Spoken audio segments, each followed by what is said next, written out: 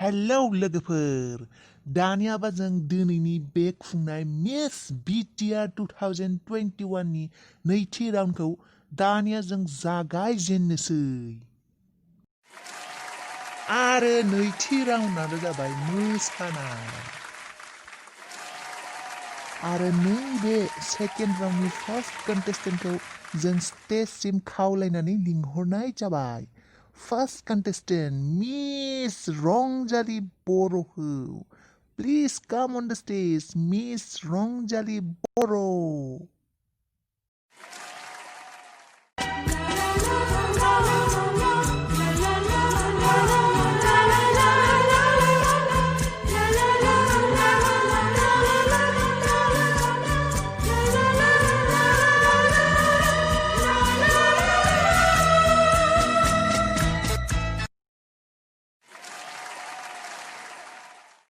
Dear नायगिरिफोर रायजो राजा नोंथांमोन आरो लोगोफोर दानियाबा जों जोंनि थामथि राउन्डआव सफैबाय आरो जोंनि थामथि राउन्डआनो जाबाय केटवक खालायनाय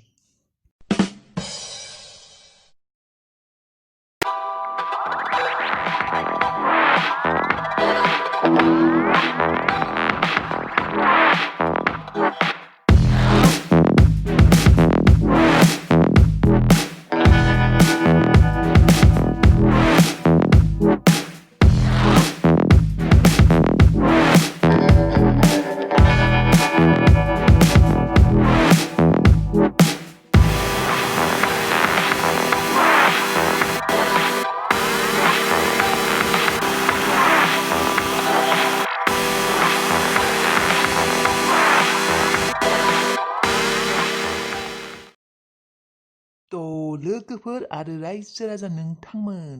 आंनि आखायाव नैबे रिजाल्टआ सफैबायानो दिनैनि बे मिस BTR 2021 जाबाय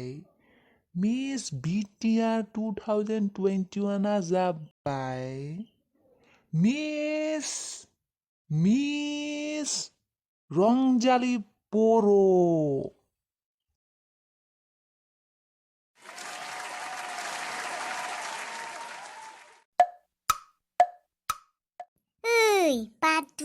ओइ बादुलि हे सिरि मोनदोंना मोनाखै बेयो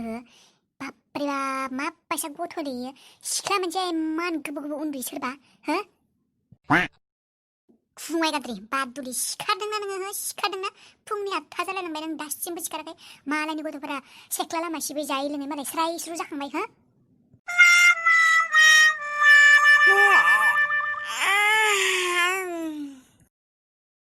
साला मोगथांसो सानबाय थादोंमोन आं सिमांसो सिखारनो सिखाराखै नों लाजि गैयै हो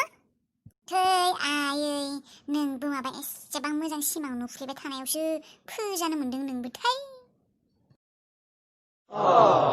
दिस्टार्ब बेयाव सिमां नुफ्लेनायफोरावसो माबा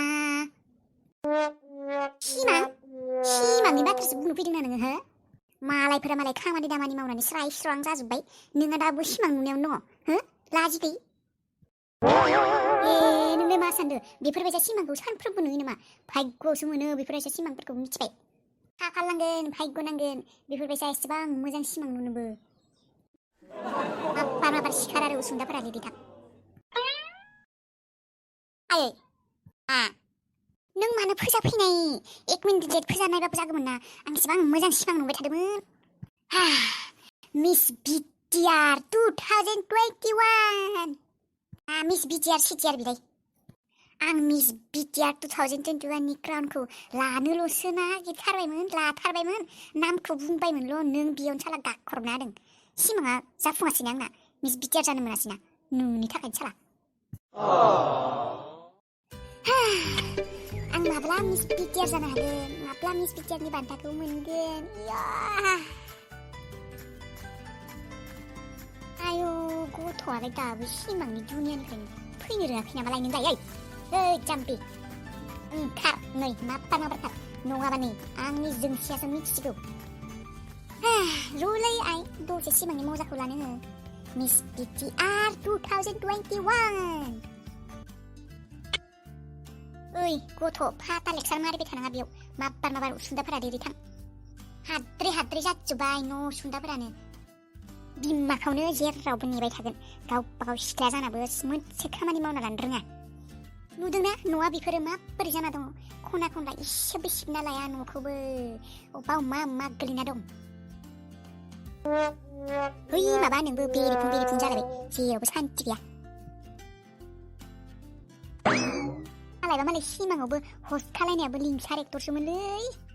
एक्टरजोंबो मोजाङै रायलायनो हायासै सिमाङाव आरो क्राउनखौबो साला मोजाङै दानो हायासै नोंनि थाखायनो रांखिनि बिमा साला सिमांखौबो मोजाङै नुनो हायासै मालाय बुंदोंमोनल' बड'लेण्डनि बे बोसोरनि मिस BTR 2021 जाबाय मिस रंजालि बर' बिदि बुंबाय थानायावनो साला नोंनि माथायासो गागा उखिदोंना होनना गाख्रबबाय थादों नों बायसा बादुलिया जेबो रोङि लेखा फराया खामानि रोङा मोसानो रोङा रायज्लायनो रोङा गेदेर मानसिखौ माबोरै रेसपेक्ट खालायनांगौ गेदेर मानसिजों माबोरै रायलायनांगौ बेखौनो रोङा नोङो ओंखाम बोथिसे संना जानो रोङा आरो बेनोसो माइबानि मिस BTR जागोन मोगथाङाव जाफुङै सिमांफोरखौ नुना जेबो लाब गैया गथ' मिथिबाय खामानि मावनो थां माबार दासिमबो बिसिनाखौबो मोजाङै साफा खालायनो रोङा बियो आइले मा जालायखौ थेवबोलै आयै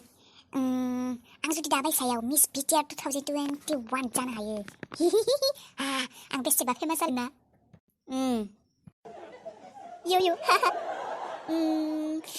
आंबो बड'नि सेलिब्रिटि जालायगोन ना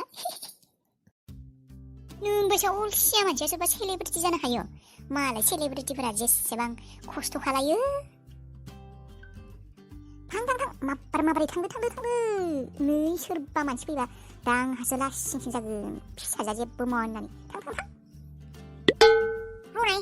रनाय खोनासं रनाय मा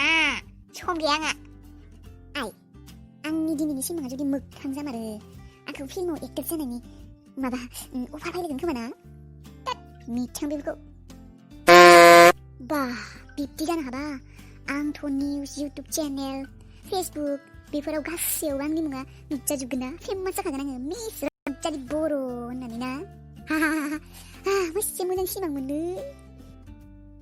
मालाय आरोबा मा नुसोबावगौमोन फुजियामोनबा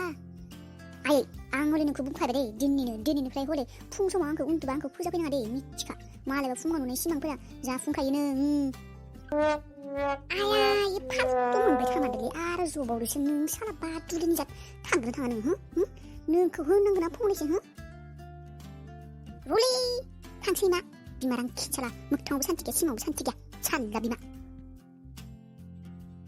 न'खौ मा बायसा लाखियो बियो एसेबां सिख्ला गिदिर जानानैबो थांसै दे राइट जाबावगोनसो इसेबो डिसिप्लिन गैया अबाव लिपस्टिक पाउडार पेन्टि मा ब्रासरा अबाव मा गोलैना दं जेराव मेरावनो गस्लाफोरखौ गारलानानै जालालै बे मानसिजोंबो डिसिप्लिन गैया इसेबो मा जाबावगोन आरो मायबा मिस BTR जाबावनो बियो थं गालि साला